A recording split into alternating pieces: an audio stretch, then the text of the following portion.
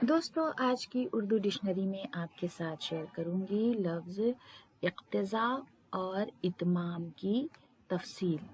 سب سے پہلے بات کریں گے لفظ اقتضاء پر، جس کا مطلب ہے تقاضا، مطالبہ، خواہش، رجحان اور ضرورت۔ ہندی میں جس کے لیے آوشکتا، اچھا، آکانشا، سمے کی مانگ جیسے شبد ہم استعمال کرتے ہیں، انگلش میں نیڈ، ریکوائرمنٹ، نیسیسٹی اور ڈیمانڈ جیسے الفاظ استعمال کیے جاتے ہیں۔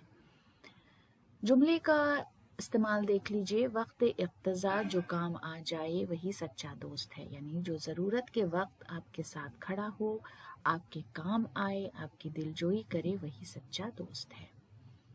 ناظم سلطان پوری کا شعر ہے، اقتضاء وقت کا جو چاہے کرا لے، ورنہ ہم نہ تھے غیر کے احسان اٹھانے والے۔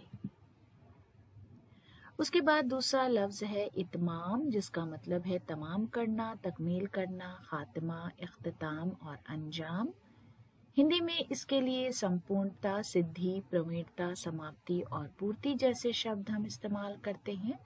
انگلش میں کمپلیشن، کنکلوژن، اکمپلشمنٹ اور پرفیکشن جیسے الفاظ استعمال کیے جاتے ہیں۔ اتمام فرض ہمارا کام ہے، یعنی اپنے فرض کو پورا کرنا ہمارا کام ہے۔